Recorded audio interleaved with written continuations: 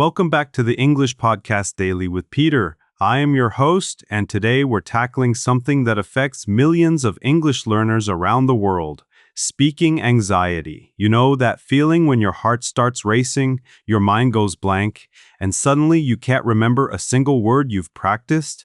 To help us dive deep into this topic, I am joined by Sarah, an English coach and former ESL student who's helped hundreds of people overcome this exact struggle. Sarah, thanks so much for being here. Thanks for having me, Peter. I am so excited to talk about this because it's something I personally struggled with for years, and I know how isolating it can feel. Perfect. So let's start with the basics. Sarah, what exactly is speaking anxiety, and why do so many English learners experience it? Great question. Speaking anxiety isn't just nervousness, it's a real psychological response.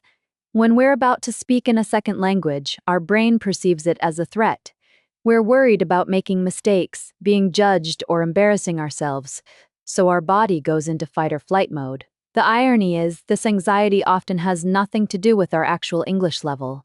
I've coached advanced English speakers who still get anxious, and I've met beginner learners who speak with total confidence. That's really interesting. So it's more about mindset than ability? Exactly. It's about our beliefs and past experiences. Maybe someone made fun of your accent in school. Maybe you had a bad experience presenting in English. Or maybe you've internalized this belief that you need to be perfect to be worthy of speaking. These experiences create what I call speaking blocks. Speaking blocks. I like that term. Can you give us an example of what that looks like in real life? Sure. Imagine you are in a meeting at work and your boss asks for your opinion. Your mind immediately goes to, what if I say something wrong? What if everyone thinks I am not smart? What if I can't find the right words? And suddenly, you are so focused on these worries that you can't actually think clearly. So you stay silent, and then you feel even worse because you missed the opportunity. That's such a relatable scenario. And I think a lot of our listeners have been in that exact situation. So what's the root cause? Is it fear of judgment? It's usually a combination of things. Fear of judgment is definitely one. But there is also perfectionism, this idea that you have to speak perfectly or not at all. There is also imposter syndrome. I am not a real English speaker.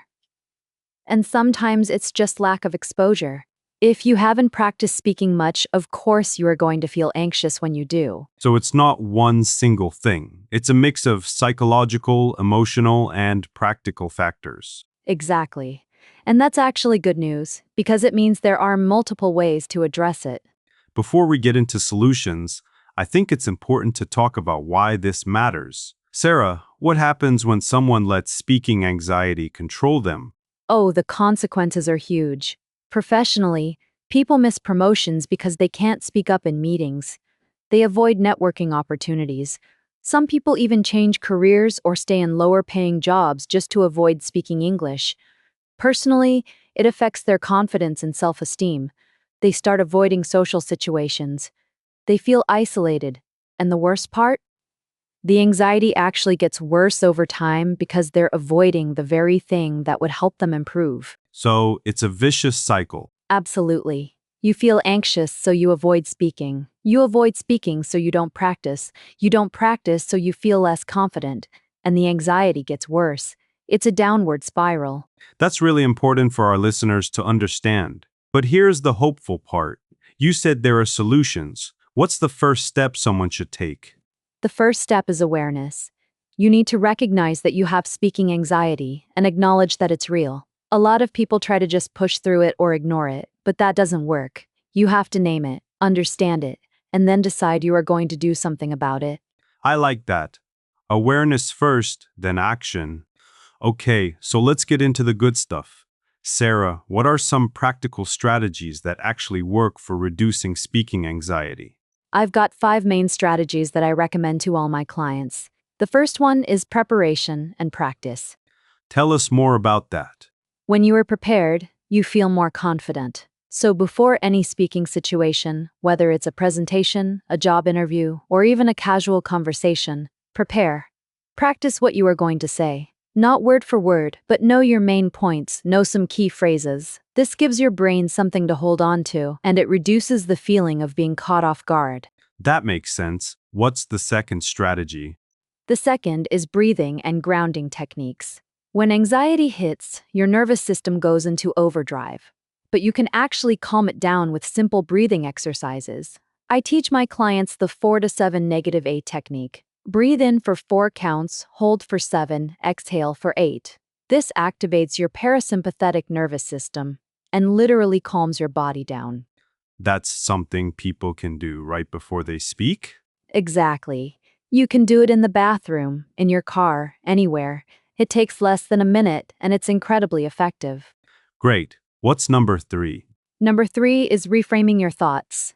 This is cognitive behavioral therapy, basically. When you notice yourself thinking, I am going to mess up, you pause and ask, is this actually true? What evidence do I have? Usually, you'll realize that thought isn't based in reality. Then you replace it with something more realistic and positive, like, I've prepared well, I am going to do my best, and that's enough.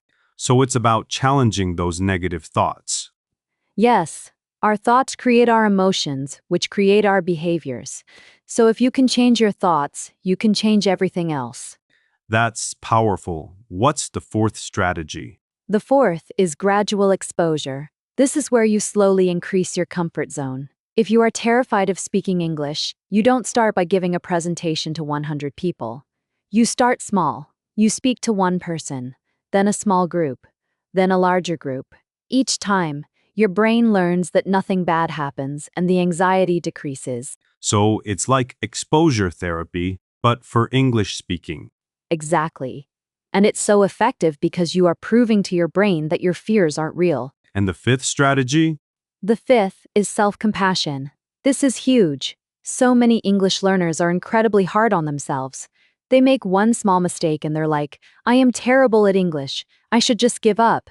But that's not helpful. Instead, you need to treat yourself like you treat a good friend. Be kind to yourself. Celebrate small wins. Recognize that making mistakes is part of learning.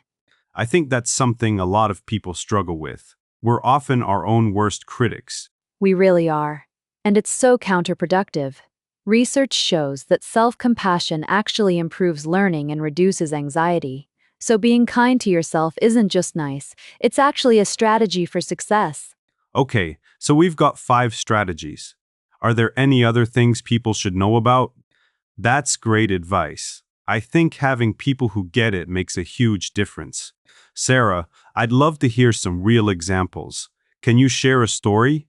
Oh, absolutely. I had a client named Maria. She was a doctor in her home country, but she moved to an English-speaking country and couldn't practice medicine because her English wasn't good enough. She had severe anxiety about speaking. She told me she'd rather work as a cleaner than risk speaking English and being judged. We worked together for 3 months.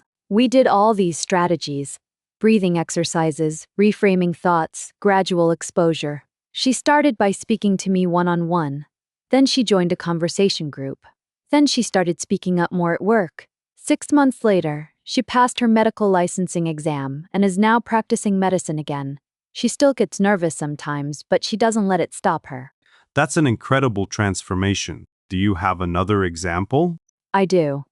I had a client named David who was a software engineer. He was brilliant at his job, but he couldn't give presentations or speak in meetings. His career was being held back because of his speaking anxiety. He thought it was hopeless because he'd been anxious for so long. But once he understood that his anxiety wasn't about his English level, it was about his mindset, everything changed. He realized he was putting so much pressure on himself to be perfect. We worked on self-compassion and reframing. He started giving small presentations to his team. Now he's comfortable presenting to large groups. He even gave a talk at a tech conference. These are amazing stories. I think they show that this is absolutely something people can overcome. Completely. And the thing is, both Maria and David still get nervous sometimes. But they've learned that nervousness doesn't have to stop them. They can feel nervous and still speak. That's the real victory. Okay, so for our listeners who are struggling with this right now, what's one thing they can do today to start addressing their speaking anxiety? I'd say, pick one small speaking situation and commit to it. It could be asking a question in an online class. It could be speaking to a language exchange partner for 10 minutes. It could be ordering coffee in English. Something small, but something that scares you a little bit. Then, before you do it, do the 4 to 7 -8 breathing exercise. During it, focus on communicating, not on being perfect. And after, celebrate yourself. You did it. That's a win. I love that. Simple, actionable, and achievable. Exactly. And then next week, do something slightly scarier. Build that confidence gradually. What about for people who are already pretty confident but still get nervous in high-stakes situations, like a job interview or a presentation? For those people, I'd say, preparation is your best friend. Practice, practice, practice. Know what you are going to say. Anticipate tough questions and prepare answers. The more prepared you are, the less room there is for anxiety. Also, remember that everyone gets nervous before high-stakes situations, even native speakers, so you are not alone in that. And a little bit of nervousness can actually be good. It means you care, and it can give you energy. That's a great reframe. Nervousness as energy rather than a problem. Yes, it's all about perspective.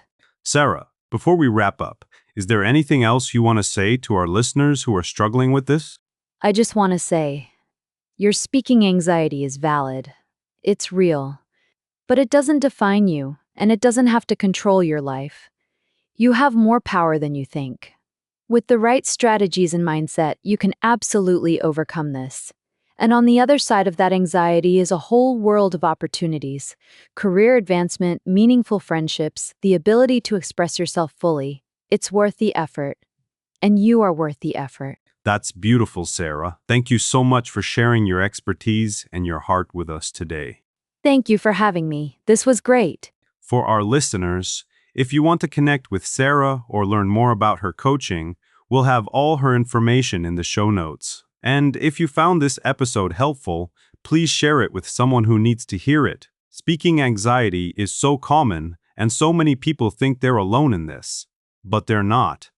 Thanks for listening to the English Podcast Daily with Peter. I am Peter, and I'll see you in the next episode.